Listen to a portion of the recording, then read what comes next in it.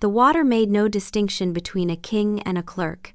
It knocked George Harrow unconscious with the same indifference it knocked him face down, which was technically fortunate for the breathing problem, though the sand crabs would have debated this on principle. The ship had been a merchant vessel, which meant no one on board had been expecting the reef. The captain had been cocky, the kind of cocky that came from years of running profitable routes without incident, the kind of cocky that made a man scan the horizon without seeing what was right underneath the bow. The reef had corrected this opinion with finality. Bess Thornton, who had been swimming when the ship came apart, reached the beach first. She had one advantage the waves didn't give her. She was already thinking 3 moves ahead. She'd been a clerk long enough to know that disaster followed patterns. Your ship breaks. You need water, shelter, food, in that order. You assess resources. You plan. You survive. The rest, the grief, the shock, the existential questions about the size of the ocean and the smallness of human life could be filed away in the section marked Later. She'd had practice with that section. It was where she'd filed Edmund Hale 2 years ago, the merchant's son with the easy laugh and the warm hands who'd hired her to run his father's books. Edmund, who'd asked her opinion on cargo routes and actually listened.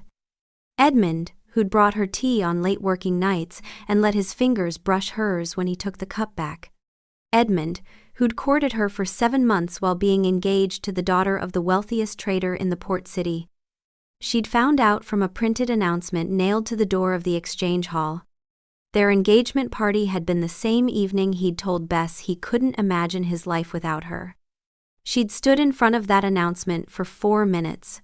She'd counted, then she'd gone back to the office, finished the quarterly reconciliation, and never spoken to him again.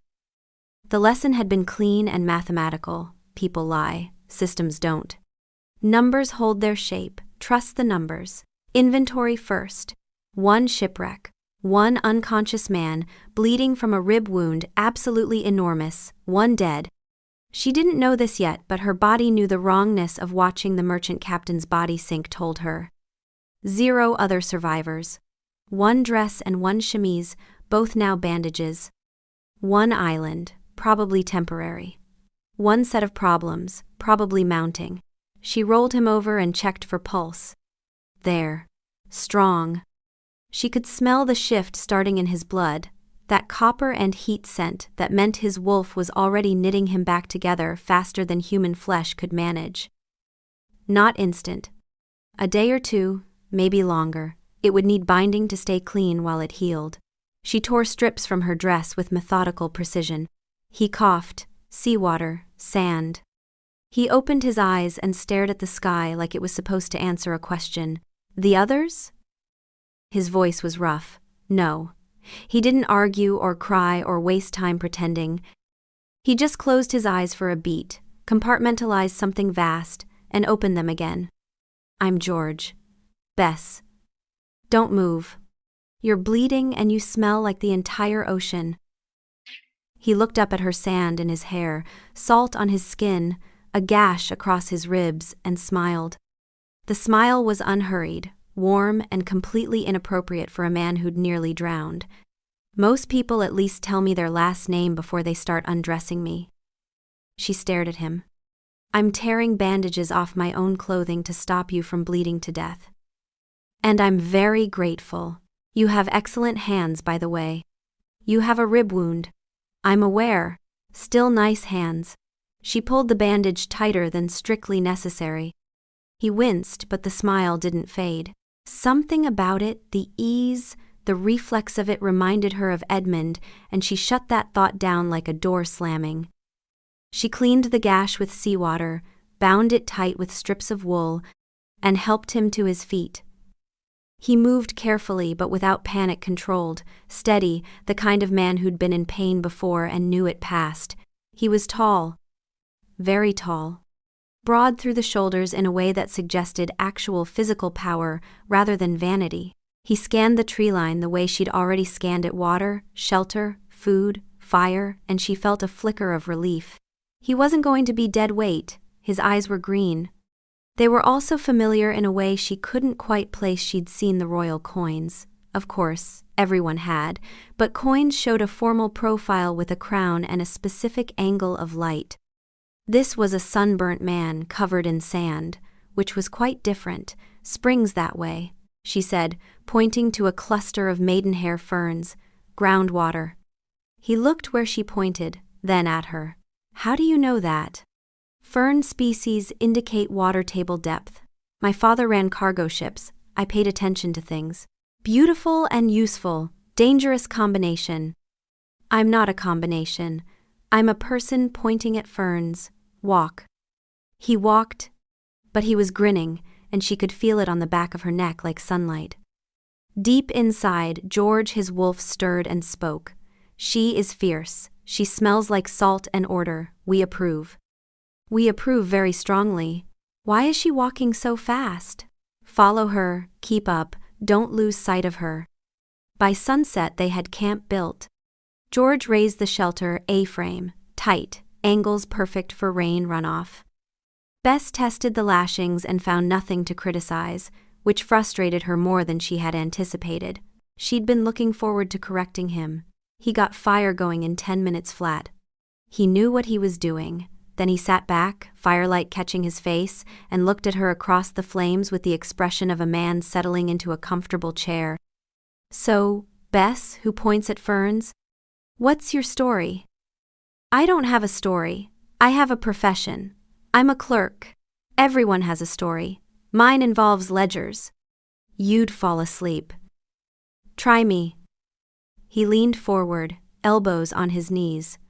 I'm an excellent listener. People tell me this constantly. People are being polite. People are being accurate. I once listened to a man describe the history of anchor manufacturing for 3 hours. Voluntarily. Why? He was interesting. People are interesting when you let them be. His eyes hadn't left her face. I have a feeling you're very interesting when you let yourself be. The firelight was doing something to his features that she refused to acknowledge. She picked up a stick and poked the fire. I let myself be a clerk. That's interesting enough. It is, actually. Tell me about the ferns. I already told you about the ferns. Tell me again. I liked how your eyes changed when you explained it. My eyes didn't change. They absolutely did. They went from, this man is an inconvenience, to, I know something brilliant and I'm about to share it. It was wonderful. She stared at the fire. She was not blushing. The fire was warm. Her face was warm because of the fire. That was the reason. Good night, George. Good night, Bess. A pause. For the record, the fern thing really was impressive. She turned away and lay down with her back to him and thought about Edmund Hale, who had also said she was impressive. Who had also known exactly how to make a compliment feel like a gift rather than a transaction. She pulled the word later over the thought like a blanket and went to sleep. Inside Bess, her wolf spoke quietly. He is warm. The fire is warm, but he is warmer. Stop thinking about the other one. The other one was wrong. This one we don't know yet, but he smells right. He smells like he means it. That first night he didn't sleep. She discovered this when she woke at dawn to find him sitting upright, hollow-eyed, with sand in his hair and an expression of existential grievance. The ground is wrong, he said. It's the ground. It's uneven and hard, and there's a root. Move off the root. I moved off the root. I found another root. I believe the island is entirely made of roots. Over the next 2 days, he built a sleeping platform, not a mat, not a pile of fronds, but actual furniture. Raised logs, smooth bamboo frame, woven palm surface. He spent 4 hours constructing it while Bess watched with her arms crossed. When she finally tested it that night, she had to admit, privately and violently and never out loud, that it was significantly more comfortable than the sand. Fine, she said. Fine what? Fine. The platform is acceptable. Just acceptable? He was leaning against the shelter post, arms folded, watching her test the platform with the expression of a man who already knew he'd won. Because you made a sound when you lay down? a very small, involuntary sound of comfort. I heard it. I made no sound. It was somewhere between a sigh and a purr, quite endearing. I do not purr. The evidence suggests otherwise. George, I'm just saying. If the platform is merely acceptable, I could take it apart and we could go back to the ground. The roots are still there. Waiting. The platform stays. And the sound? There was no sound. Good night.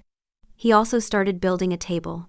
A small one, but a table nonetheless, legs and flat surface and everything. On day 4, she returned from checking fish traps to find him eating roasted clams off a flat piece of bark, sitting at his new table, in the middle of a tropical jungle, with the posture of a man dining at a moderately appointed restaurant. Deep inside George, his wolf spoke with baffled irritation. He is sitting on wood, eating off wood, surrounded by wood. Why is the wood important? We could eat this standing up in 4 seconds. Also, she is back. She is here. Look at her. He's looking at clams. Look at her. He looked up and saw her watching from the tree line. His face lit up. That was the only word for it. His entire expression reorganized itself around the fact of her presence, and he didn't bother hiding it. Bess! I made you a seat. I didn't ask for a seat. It has a backrest. I carved it. There's a slight curve for lumbar support. We're on a deserted island, which is precisely why we deserve furniture. Come sit with me. I'll even let you have the better clam. They're all the same clam. Not true. This one, he held one up with exaggerated reverence, is clearly superior. I've been saving it for you. She sat on the ground 3 feet away and ate her fish with her hands, directly off the bark, maintaining eye contact the entire time. His expression suggested she'd committed a small war crime. You're doing that on purpose, he said. I'm hungry. You're eating like a barbarian to make a point. I'm eating like a person. Not all people need table settings. You know. He tilted his head and gave her a look of such open, unapologetic admiration that she nearly dropped the fish. When you argue with me, your jaw does this thing. It sets. Like a little fortress gate coming down. It's magnificent. Stop looking at my jaw. I can't help it. It's right there on your face. She threw a clam shell at him. He caught it without breaking eye contact, which was infuriating. Inside Bess, her wolf paced restlessly. He is doing the thing again. The thing with his eyes. Stop looking at his eyes. We are eating. Eating is the task. Focus on the fish. The fish does not have green eyes. The fish is safe. She started building the system on the morning of day 2, while he was out looking for more bamboo. Zones. The firewood sorted by type and dryness, graded on a rock with scratch marks. The food stores sorted by perishability and by what would feed both the human and the wolf. That was the piece most people didn't understand. Shifters weren't simple. They were twice as hungry, twice as complex. A human body needed cooked food, regular meals, fuel for thought and work. A wolf body needed raw meat, the hunt, the kill, or at least the sustenance of it. If you didn't feed both, one would dominate, the human would grow weak, the wolf would demand to be let out to hunt, and you'd transform at the worst moment, in front of the wrong people, and everything would become a problem. She'd watched her father navigate this balance her entire life. The fishing supplies went in their own section because George would need them for the human, and then he'd need to shift and hunt for the wolf. He found her reorganizing the supplies when he returned. You've made a floor plan, he said. Not a question. It's a spatial allocation system.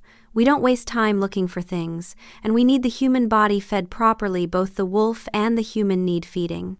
If the human body weakens too much, you get trapped in wolf form when you need to shift back. We have 9 items, which is exactly why we shouldn't lose any of them. She pointed to 2 marked storage areas.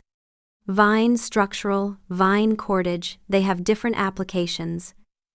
He opened his mouth and she braced for an argument. Instead, he walked the perimeter of her zones, studying each one. He crouched beside the food storage, examined her scratch mark grading system, and stood back up. "The wolf and human feeding plan," he said. "That's smart. My mother used to manage that for my father. He'd forget to eat as a human if she didn't put a plate in front of him." His expression softened. "You remind me of her. She was the most capable person I've ever known." It was the first thing he'd said that wasn't wrapped in charm. It landed differently, a real thing, handed over without decoration. She didn't know what to do with it, so she pointed at the cordage vine. "Structural vine needs to be at least thumb width and green. Cordage vine can be thinner and drier." "Yes, ma'am." He gave her a mock salute. The charm was back, but underneath it, something had shifted. He sat on his precisely smoothed sleeping platform and ate his breakfast in his designated eating zone without another word. Deep inside George, his wolf stretched and considered the new arrangements. The food is where the food should be. The vine situation is organized. She has good instincts for territory. She also has very nice ears. The ears are not relevant to the vine situation. But they are nice. The crabs came on day 3 like an occupying force, 5 of them, plus one massive specimen. George named it the Admiral, because even on a deserted island he apparently needed to assign titles that took up residence in their shelter and refused to leave. It was the color of rust and malice, its shell the size of a dinner plate, and it had clearly evaluated the humans and determined them to be minor obstacles in its conquest of the island. It sat in the exact center of their sleeping area and clicked its claws with the serene confidence of a creature that had decided this was its home now. When George approached it to explain that he'd been using that exact spot first, the Admiral simply raised one claw and waved it at him like a dismissal. George tried to remove it by hand. The Admiral evicted George by clamping onto his thumb. The sound George made was not a word in any language. It originated somewhere below speech, a noise that communicated pure betrayal and also a moderate amount of pain. He shook his hand. The Admiral held on. He shook harder. The Admiral held on with the dogged determination of someone who had found a hill to die on. Deep inside George, his wolf lunged forward, absolutely murderous. "Bite it back! We are apex predators. We do not get bitten by food. This is the worst day of our entire." He is still shaking the hand. Why is he still shaking the hand? Just bite it. Bite the thing. Bess, working on fish traps near the water, looked back and found him flailing his hand, the Admiral holding firm, his face a study in shock and agony. She walked over calmly, evaluated the angle of attack, and picked up a stick. She moved with precision, the way someone moves when they've seen their father handle animals that wanted to eat him. She gently prodded the Admiral's back leg with enough pressure to make a point but not enough to make it aggressive. It released George's thumb and swung toward her instead, which was exactly what she'd anticipated. Bess picked it up from behind the only safe angle, the vulnerable spot where its claws couldn't reach, and deposited it outside the shelter's perimeter with the gentle firmness of someone placing down a small, angry grandfather at a family gathering. "That is a territorial claim," she said. "It'll come back. We need to establish a perimeter. You want to build a crab-proof fence. I want to define a boundary the crab understands. It's a crab. It's a crab that beat you." George looked at his thumb, which was bleeding. He looked at the Admiral, who had already turned around and was heading back toward the shelter with the steady, implacable march of an occupying force. He looked at Bess. "I have to be honest," he said. "I've never been more attracted to someone in my life. You just got bitten by a crab. And you rescued me. With a stick. And calm hands. And no hesitation. That's..." He gestured vaguely at all of her. "That's just incredibly. I moved a crab. You moved a crab with authority. There's a difference. Your thumb is still bleeding. Minor detail. Can we go back to the part where you saved me? I'd like to relive that. Sit down. Let me bind your thumb." And stop talking. Talking is how I process near-death experiences. A crab pinched your thumb. Near death. Final answer. She bound his thumb, and he watched her do it with an expression that made her stomach flip, which she ignored. He had gentle eyes. Edmund had had gentle eyes too. She finished the binding, stood up, and went back to the fish traps without looking at him. Inside Bess, her wolf spoke with strained patience. He is looking at us again. He is always looking at us. Stop liking it. We liked it when the last one looked. Remember how that ended. Remember the announcement on the door. Remember the quarterly reconciliation we finished with shaking hands. Do not fall for the green eyes. Do not. I'd like the record to show that I was taken by surprise, he called after her. I'll note it in the log. There's a log? She pulled out a flat piece of bark she'd been scratching notes onto since day one. It had dates, weather observations, food inventory counts, and a section labeled Incidents. The crab attack was about to become an entry. George stared at the bark log. You've been keeping records. Of course I've been keeping records. Someone has to track our signal effectiveness and rescue probabilities. He was quiet for a long moment. When we're rescued, someone will read that log and learn that we had a crab attack and a spatial allocation system. Historians will read the bark log. There will not be historians. There might be historians. There would, in fact, be historians, but neither of them knew that yet. On day 4, she came back from the spring to find him weaving something. Is that a napkin? She asked. It's a multi-purpose palm fiber pad. It has several applications. It's folded into a triangle. Triangles are structurally efficient. George. It could be a bandage. It could be a fire starter. It could be used to filter water. The fact that it also happens to be the correct size and shape for a napkin is entirely coincidental. She picked it up. It was soft. He'd beaten the fibers until they were almost cloth-like. There was a tiny, perfectly even hem along each edge. He had hemmed a napkin on a deserted island. By hand. You hemmed it, she said. Multi-purpose pads benefit from finished edges, prevents fraying. The silence stretched. He looked at her with the serene patience of a man who knew he'd won and was too polite to say so. Fine, she said, and put the napkin back. Fine, what? Don't push it, George. I would never push it. He paused. Would you like one of your own? I could monogram it. A B in the corner. Very distinguished. If you monogram a napkin on a deserted island, I'm sleeping on the beach. You'd come back. The platform is too comfortable. She hated that he was right. Deep inside George, his wolf spoke with immense satisfaction.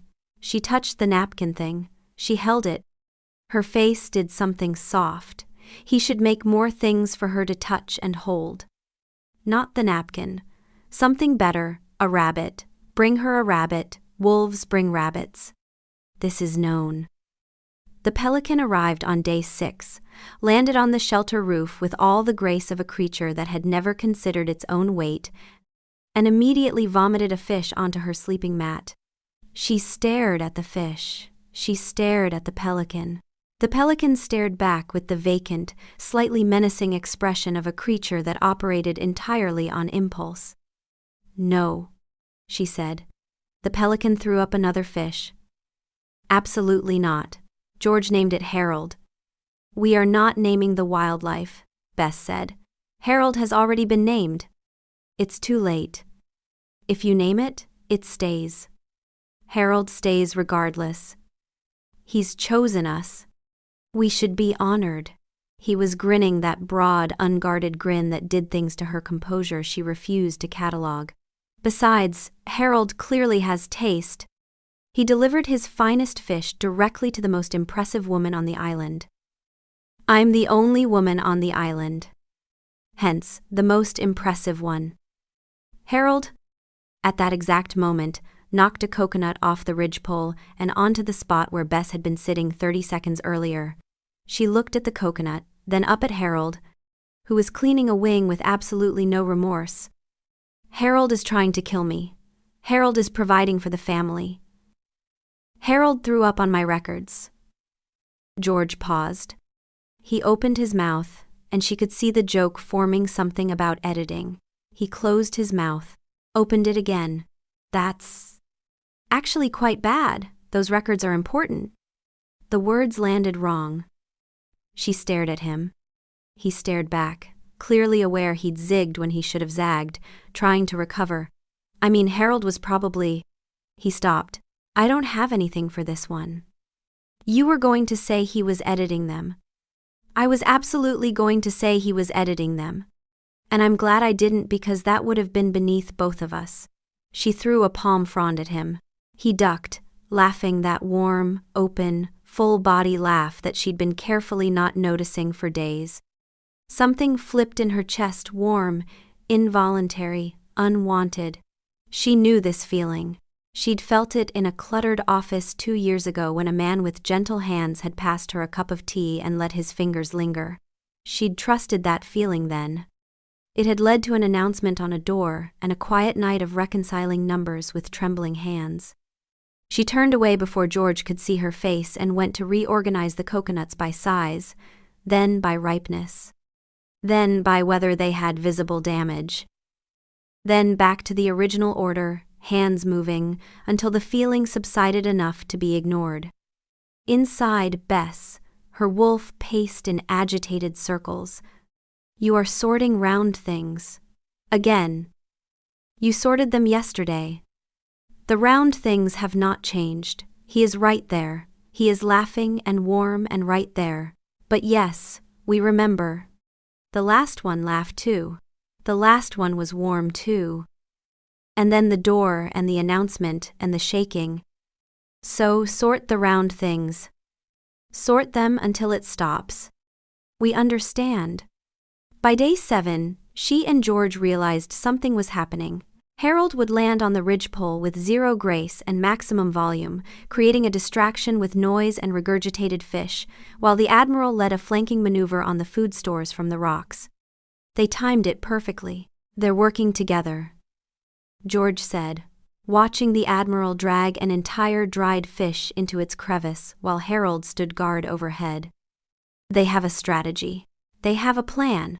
I documented the first incident 2 days ago. It's in the log. The bark log. The bark log is the official record of this island. You know what I love about you? He said it casually, like a man commenting on the weather, and her entire body went rigid.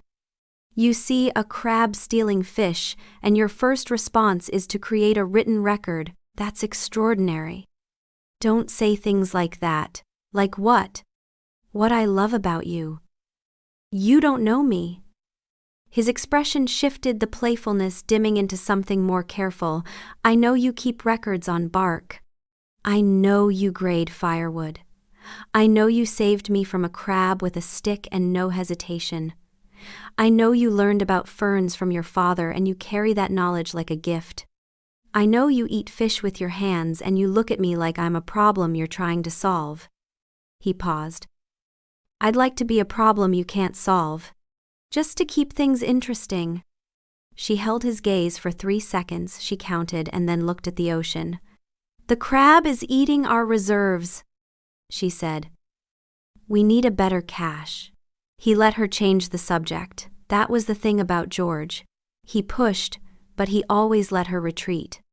He never followed her past the line she drew. Edmund had done the same thing, a voice whispered.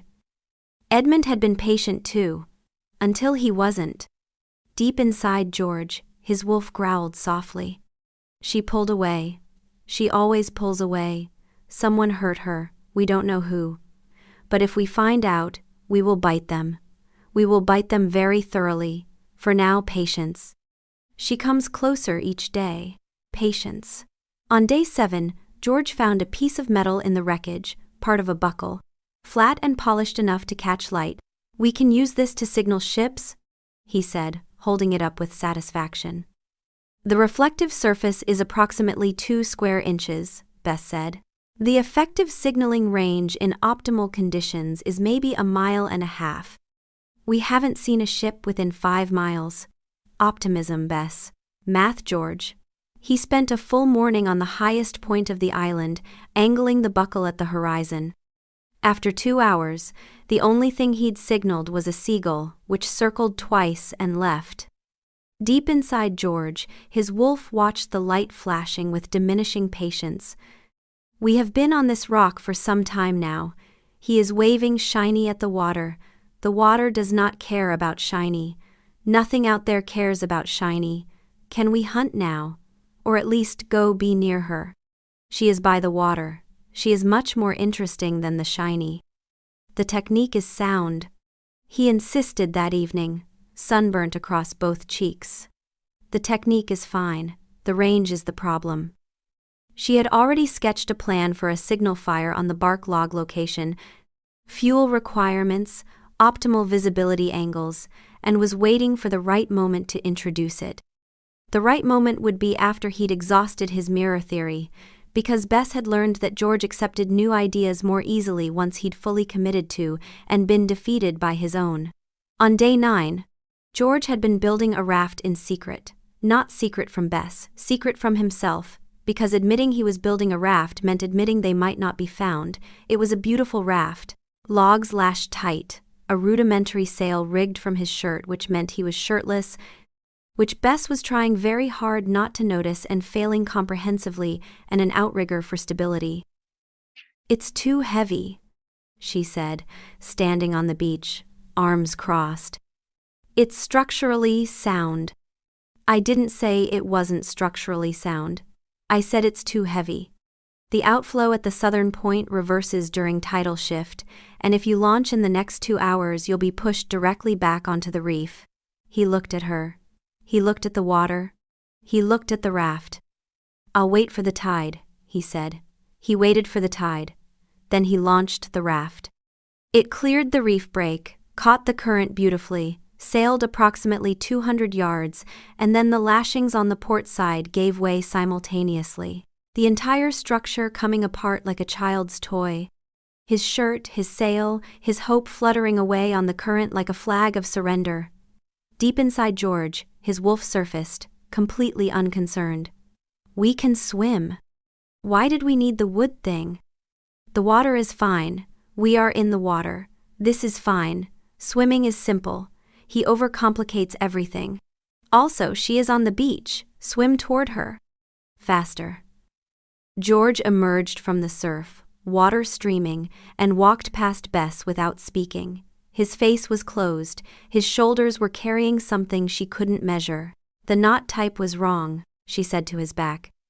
"You used a clove hitch. You needed a round turn and 2 half hitches. The shearing force." "Not now, Bess." She gave him 10 minutes.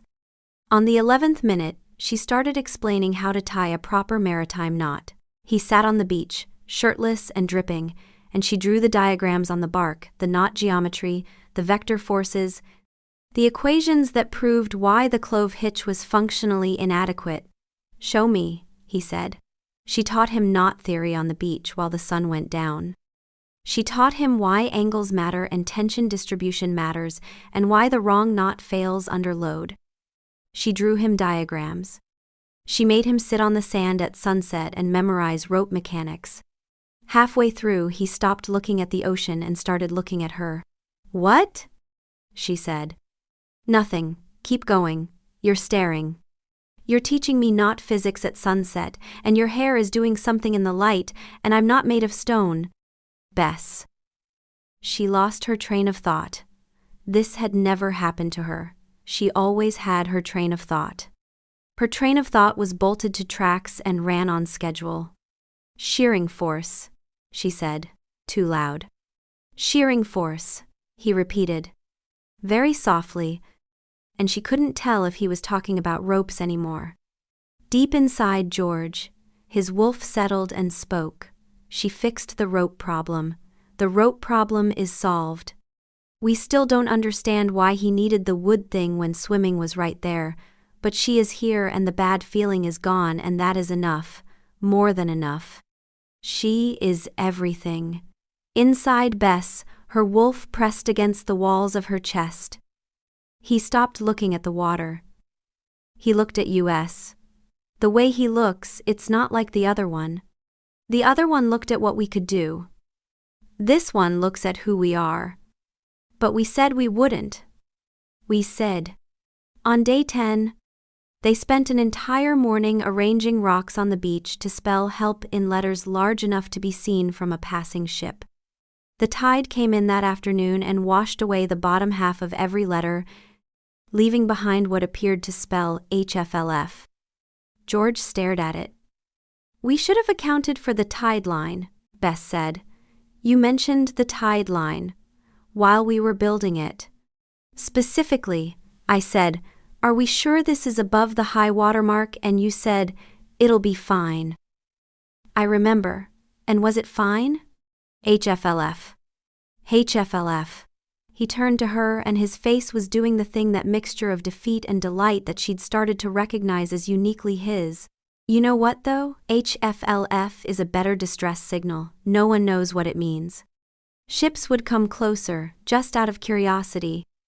That's not how rescue works. It could be. What does HFLF mean, Captain? I don't know, but we'd better investigate. We've invented a new emergency protocol.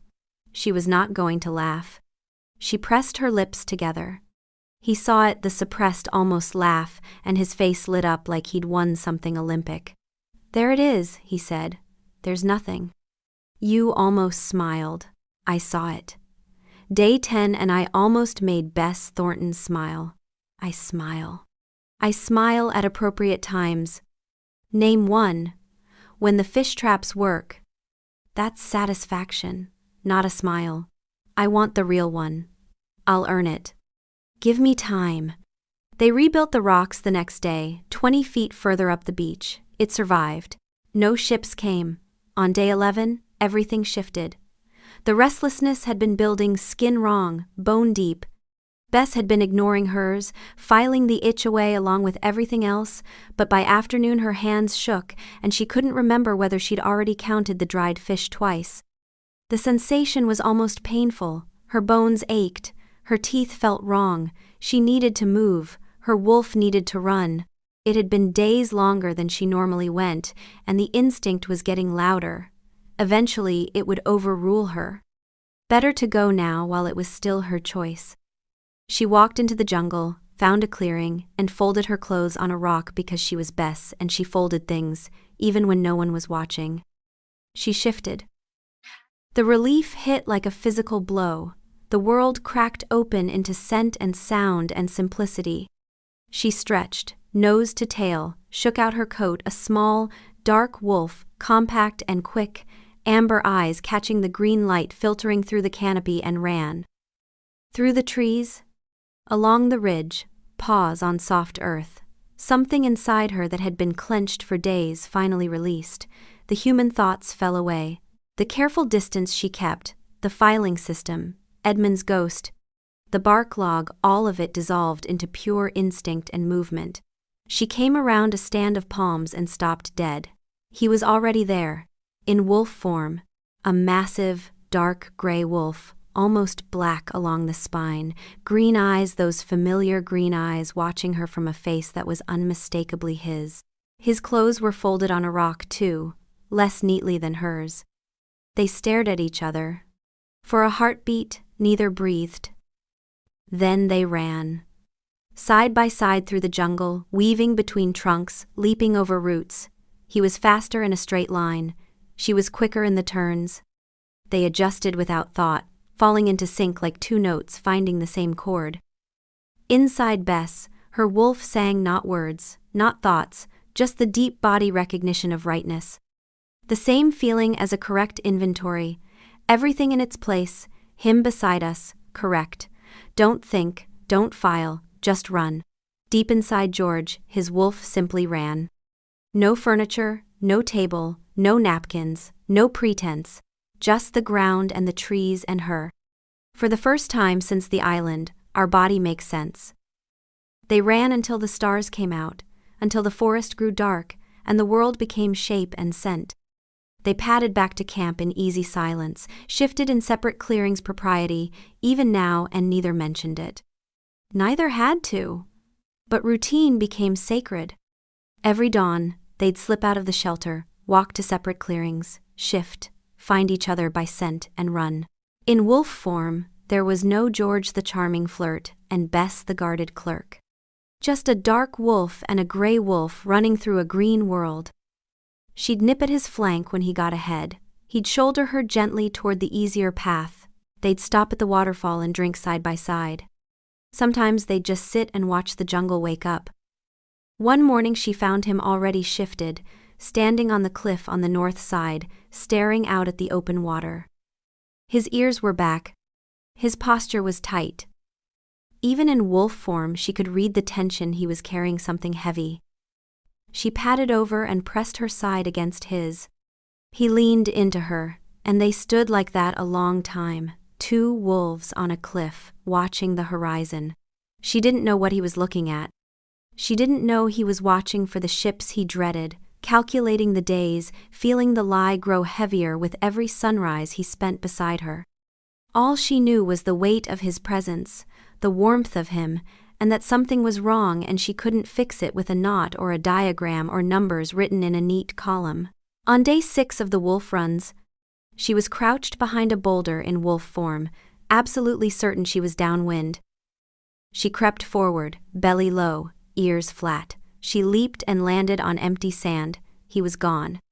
She spun, confused, and something enormous and warm barreled into her from behind, sending her sideways into the surf. She came up sputtering, fur plastered flat, and found him sitting on the beach with his tongue out, radiating an innocence so false it was offensive. She shook herself off with immense dignity. She walked past him without acknowledgement. That was when she struck, launching herself at his back legs and sending him sprawling into the sand.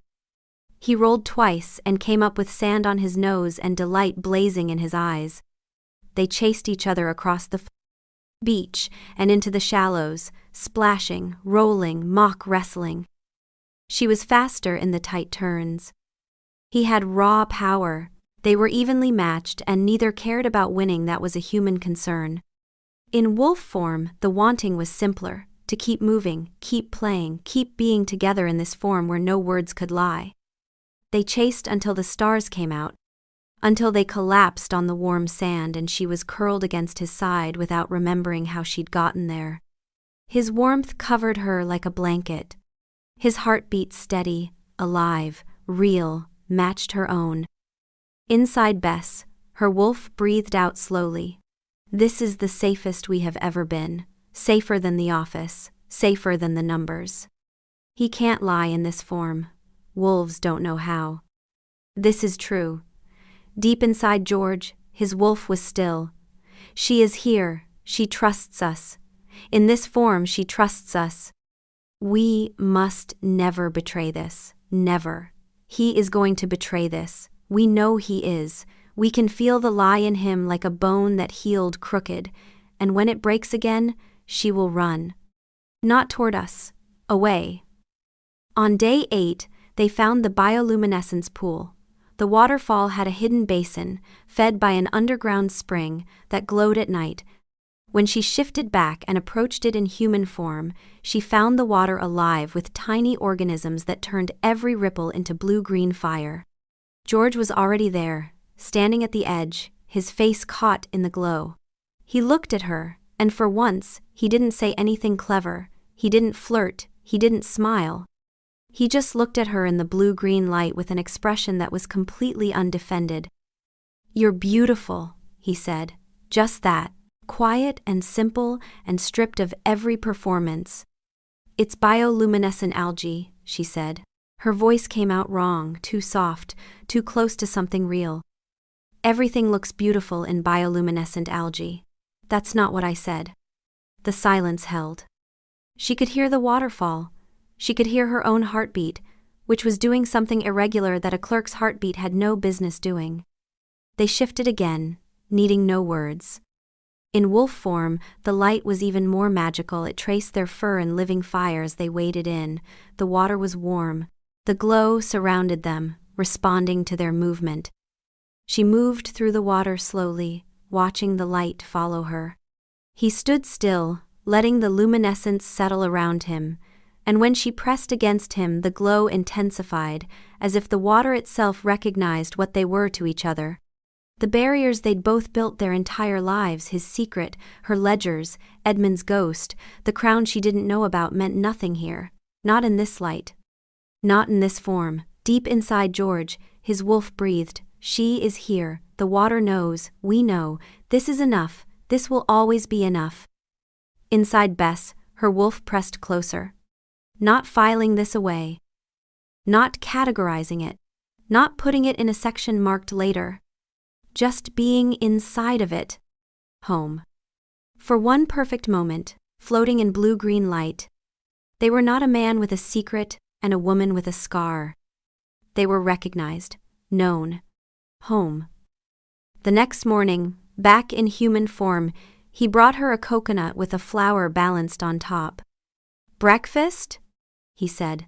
"There's a flower on it." Presentation matters. We're stranded. Especially then, he cracked the coconut and held out her half. "Tell me something. Something real, not ferns or inventory, something you." She took the coconut. The flower fell into the sand between them. She picked it up without thinking and put it behind her ear without thinking, and then realized what she'd done and reached to take it out. "Leave it," he said. "It's impractical." "Leave it, please." Something in the way he said please. She left it. "I was engaged," she said. She didn't know why she was saying it. The words came out like items from a drawer she'd opened by accident. "Not engaged. Almost. There was a man. He was my employer. He was kind. Attentive. He said I was brilliant. He said he'd never met anyone like me." She stared at the coconut water. He was engaged to someone else the entire time. 7 months. "I found out from a public announcement." George went very still. "So when I say don't, when I pull away, it's not because I don't." She stopped. Reorganized. "I was a tool. I was useful, and I was convenient, and when I wasn't needed anymore, I was discarded. He didn't even tell me to my face. I read it on a door." She took a breath. "I reconciled the quarterly books that night. I finished the work. Because the numbers don't change their mind about you." The silence stretched. George set down his coconut half. Very carefully, very slowly, he reached out and took her hand.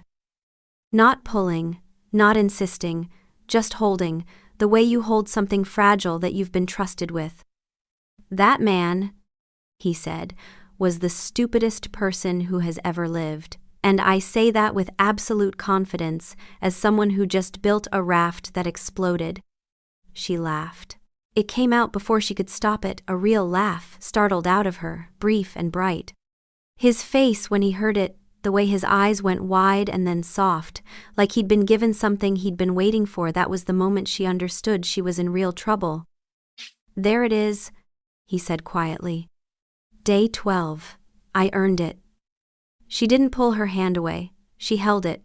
His thumb traced a slow circle on her knuckle, gentle and unhurried and patient, and she let him, because the flower was behind her ear, and the sun was warm, and for the first time in 2 years, the section marked later felt very far away.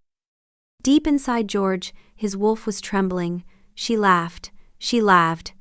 It was the best sound. Better than running. Better than the water. Someone hurt her. We knew it. We knew someone had broken something in her. "If we find him, we will bite him until there is nothing left to bite." But she laughed, and she is holding our hand. Do not let go.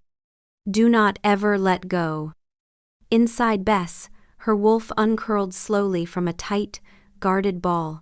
He is holding our hand. It is warm. The last one held our hand too. But the last one's hand always felt like it was reaching for something behind us. This one's hand is just here, holding. Not reaching, just holding. Maybe this time. On day 14, a sail appeared on the horizon. George lit the signal fire in 3 strikes, the fire Bess had planned days ago, built on the island's high point. Smoke billowed. He grabbed her, spun her, laughing. "We made it." She kissed him. It was brief and fierce, and it tasted like salt and relief and goodbye, though she didn't know that yet. He kissed her back with both hands in her hair, and his whole body leaning into her like she was the shore he'd been swimming toward for 14 days. The longboat hit the sand. A tall man leaped out, locked eyes on George, and dropped to one knee in the surf. "Your Majesty, thank the moon." 3 men followed. 4 men kneeling, heads bowed.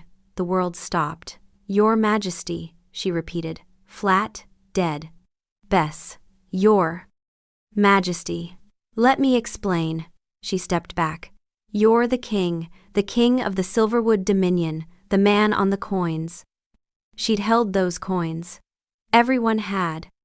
That formal profile, that specific angle of light, the crown weighing down a face that had never learned to smile. She'd seen it 1,000 times and never recognized him. Because this man, shirtless and covered in sand, arguing about coconuts and napkins and calling her beautiful in bioluminescent light, that profile could never be the same person. "You said your name was George. It is my name, and you let me believe you were just a merchant. You let me build a spatial allocation system for a king. You let me explain knot theory to a king. You're the alpha of alphas, and I critiqued your coconut technique." Her hands were shaking. She locked them together. "You flirted with me. Every single day. You told me I was beautiful. You held my hand. You listened to me tell you about Edmund, about the man who lied to me, and you sat there and you listened, and you were doing the exact same thing." The color left his face. "I told you," she said, and her voice cracked for the first time.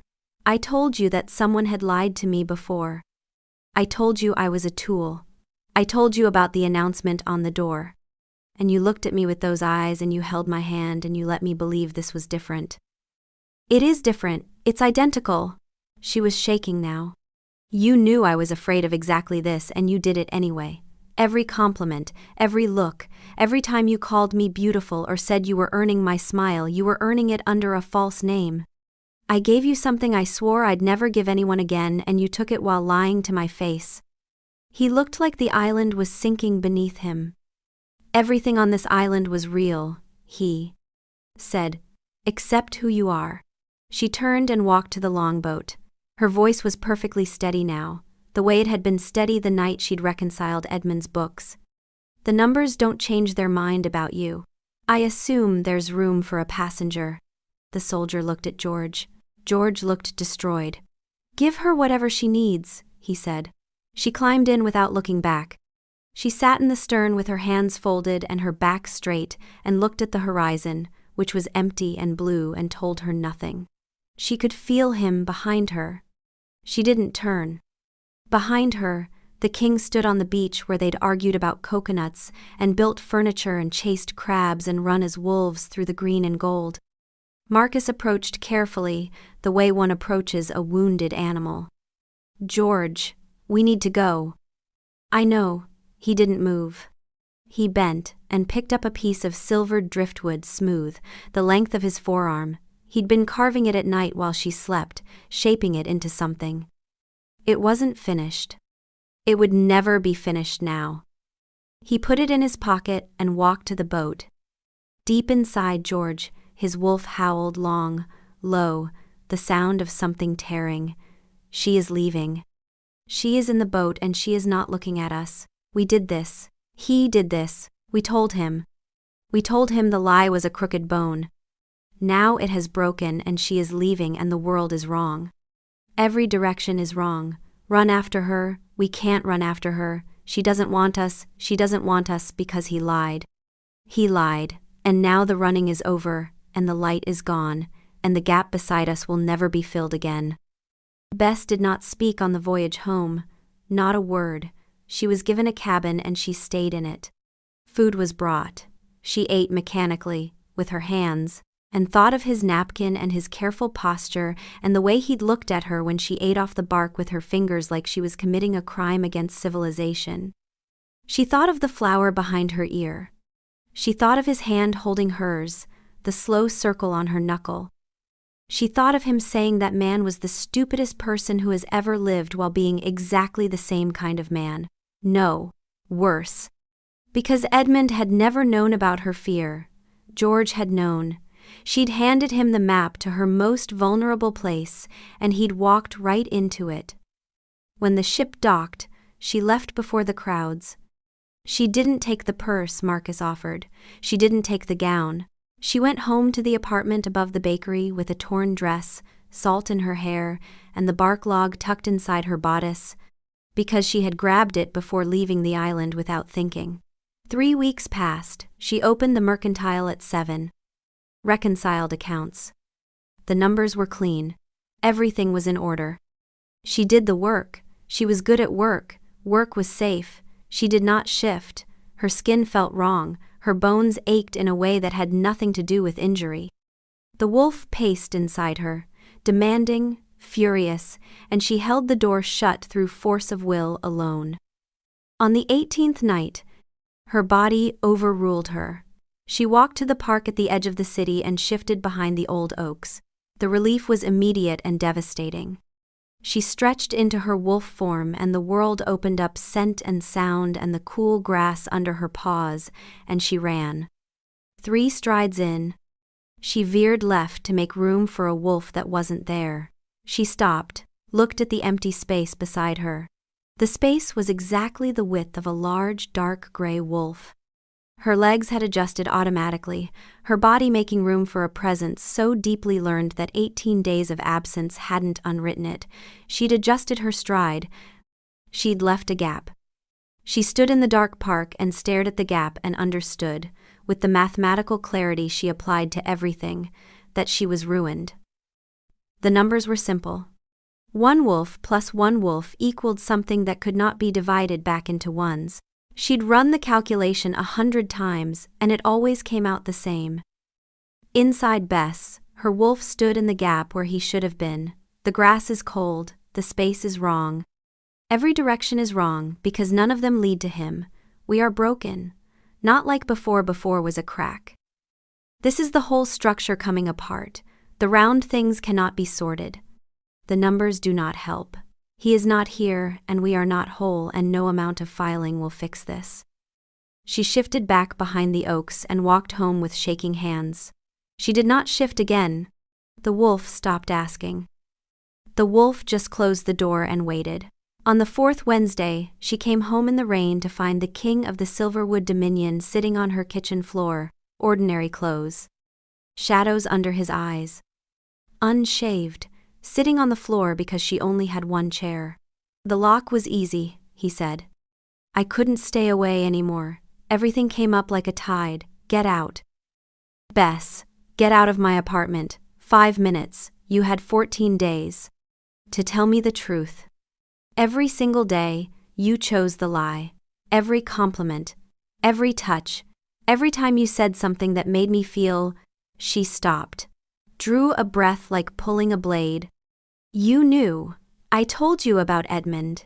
I sat across from you and handed you every broken piece, and you held my hand, and you were doing the same thing he did. I wasn't. You were charming. You were patient. You were kind. You let me come to you at my own pace. You made me laugh. You made me feel safe. And it was built on a lie, just like before. Exactly like before. It's not the same, it's worse. Her voice broke. Edmund didn't know he was repeating a pattern. You did. You sat there and watched me tell you I'd been deceived before, and you did nothing. You could have told me. Right then, when I told you about the announcement on the door, you could have said, Bess, there's something I need to tell you. But you held my hand and you said he was the stupidest man alive, and you didn't say a word. George was white. His hands were shaking. You're right, he said. That moment, that was when I should have told you. I knew it then. I felt it. And I was too afraid of losing you to do the right thing. Silence. Rain on the window. I ran away on a ship because I wanted to feel like no one, he said. A foreign merchant vessel, a crew from a distant territory who wouldn't know my face. Every person in my life wants something: my signature on a treaty, my approval on a policy, my presence at a function. I washed up on a beach, and a woman told me not to move and looked at me like I was just a person, not the king, not the alpha, just a man who was bleeding. I couldn't give that up. It was selfish. It was wrong. I'd do it again in a heartbeat. That's not good enough. I know. That's an explanation, not a defense. I know. He looked at the floor. I don't have a defense. I have a reason, and the reason is that I fell in love with you on day 2 when you classified Vine by structural function, and I was terrified that if you knew who I was, you'd stop being yourself around me. Everyone stops being themselves around me. Everyone performs. You were the first person in my life who told me my coconut technique was wrong. It was wrong. I know, and I needed that. I needed someone who'd tell me my raft was too heavy and my knots were wrong and my HFLF was a disaster. I needed you to be real with me. And the only way I could get that was by lying, and the lie cost me the one real thing I've ever had. She sat on the floor next to him, not because she'd forgiven him, because her legs were tired and the chair was broken and the floor was where he was. Their shoulders touched the first time in weeks, and the relief of it was almost painful. His hand found hers, and she didn't pull away. She could feel the tremor in his fingers, genuine, uncontrolled, real. He was terrified. What you did is not what Edmund did, she said slowly. Edmund used me. You were still wrong. You were very wrong, but you weren't using me. I know the difference. She paused. It still broke something. I know. It broke something that was just starting to heal. I know. His voice was hollow, and I still couldn't let you go.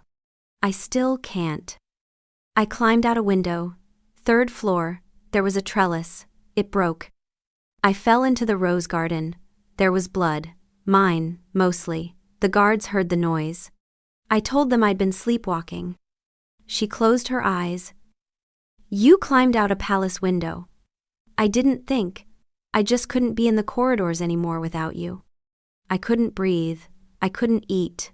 I couldn't shift because my wolf was pacing the same walls and howling your name. No more lies, she said. Ever. About anything. Not even small ones. Not even kind ones. I promise you, on everything I am, if you ever lie again, I'm auditing every financial record the Crown has ever produced. And I will find something. I believe you completely. The rain kept on. The building creaked. The old radiator ticked.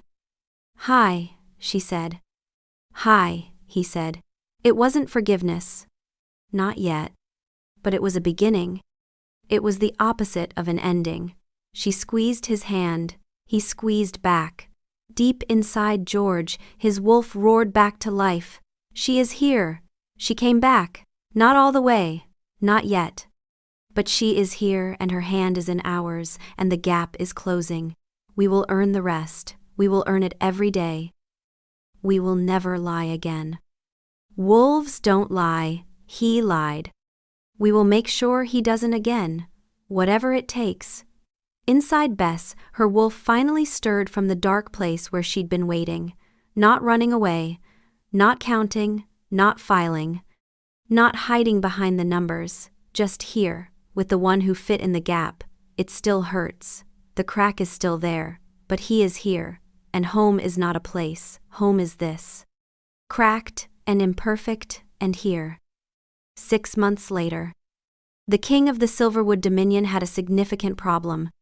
His mate had reorganized the palace.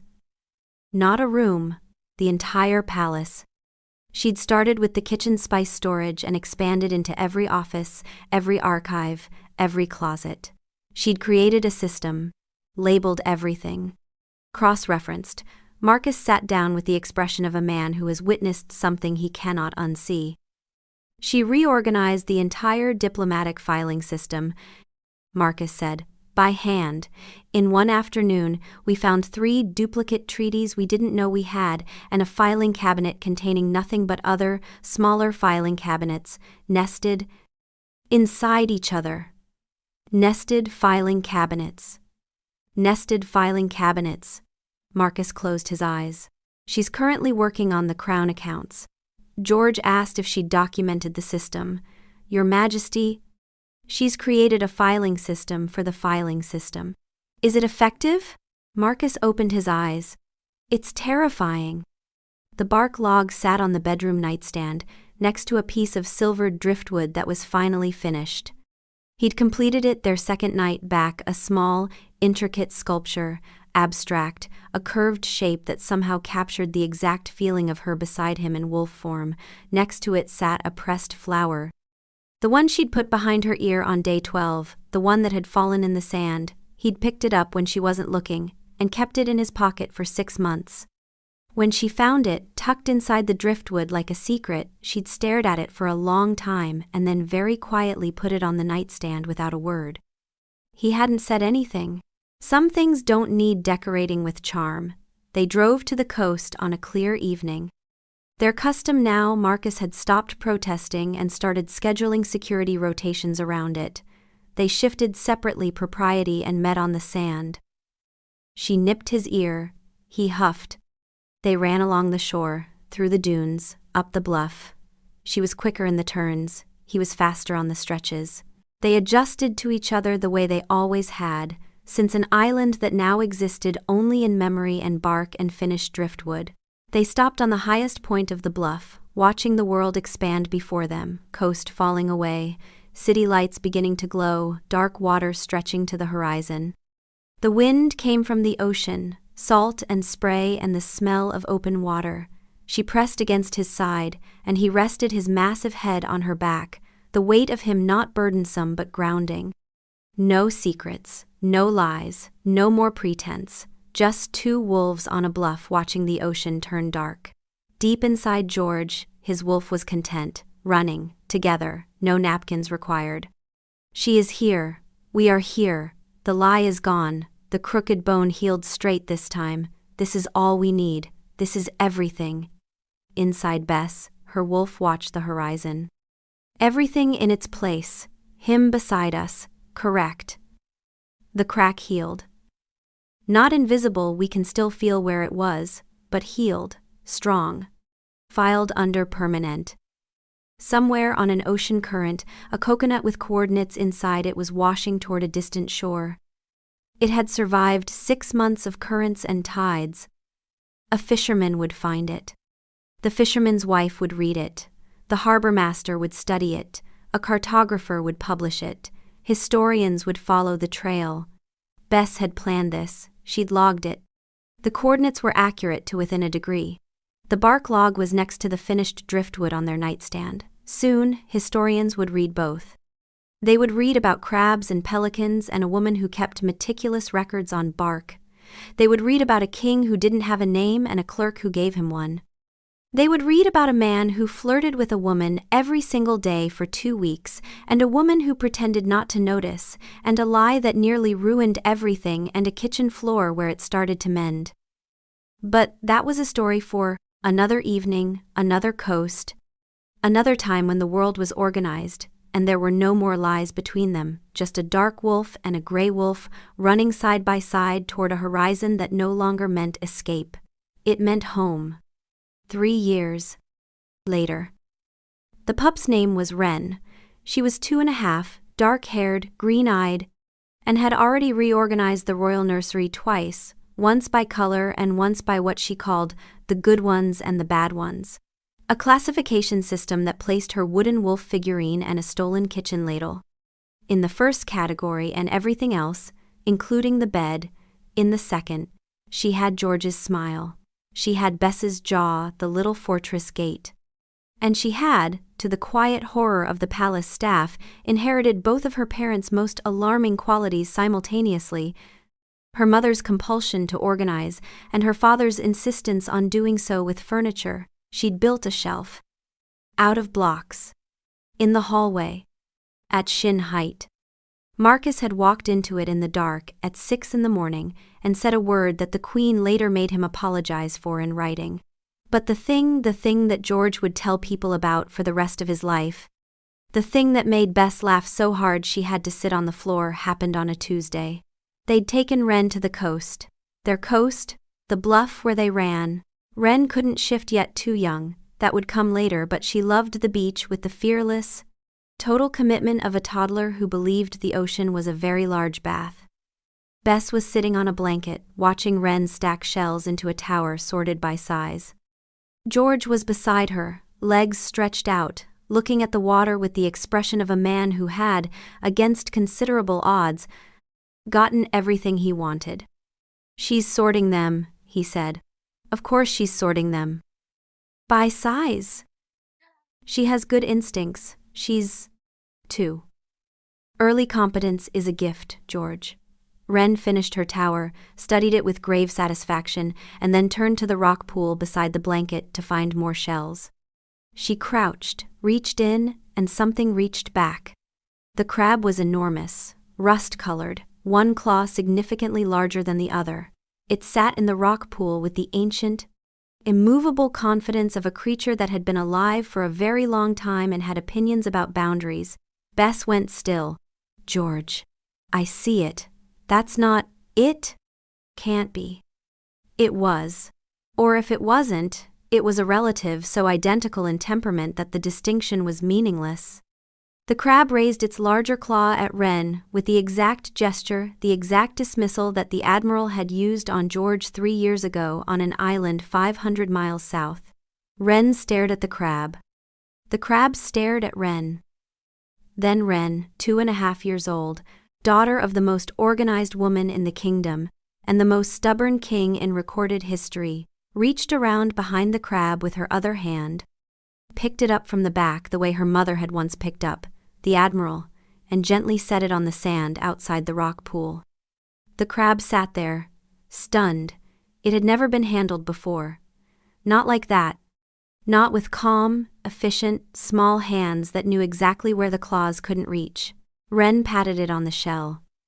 "Bad one," she said, with her mother's tone of professional assessment. Then she went back to sorting shells. George stared at his daughter. He stared at Bess. He stared at the crab, which was still sitting on the sand in what appeared to be existential shock. "She did the thing," he said.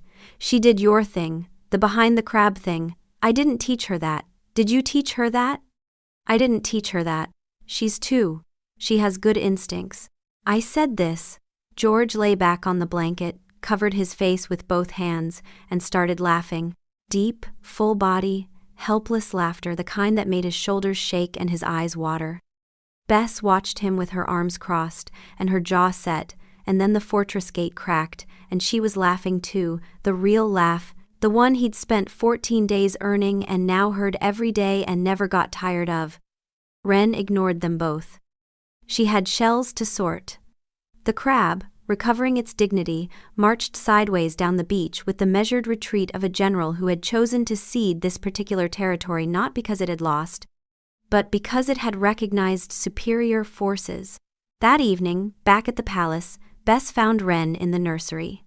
She'd gotten hold of a flat piece of bark from the garden, probably, stripped off the old oak by the fountain and was scratching marks on it with a rock. "What are you making, love?" "Log," Wren said. Bess knelt down. The marks were not legible. They were not letters or numbers. They were, however, arranged in very neat rows. "What's it a log of?" Wren held up the bark and pointed to the first row of scratches. "Good ones," she said. She pointed to the second row. "Bad ones." Bess took the bark. She held it.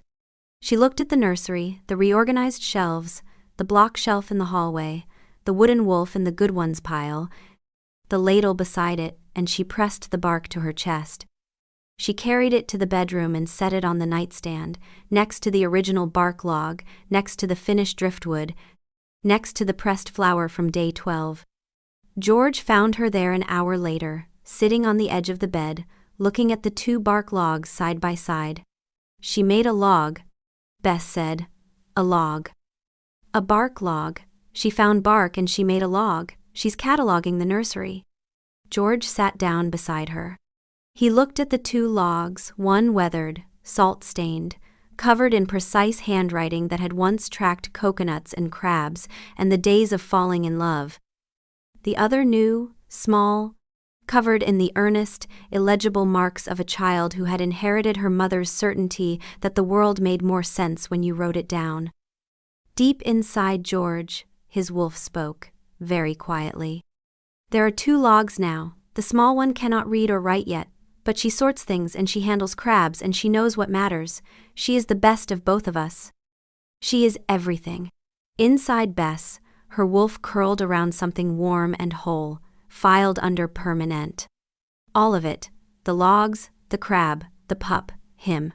No section marked later anymore. There is only now. She classified the crab as a bad one, George said. Accurate. Harsh, but accurate.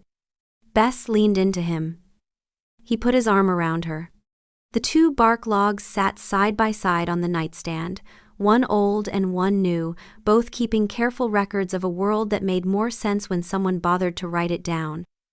Outside, the ocean did what it always did, knocked things over, carried things forward, made no distinction between kings and clerks and small girls who sorted shells by size. But inside the palace, everything was organized, everything was labeled, everything was exactly where it should be. Even the crab knew it.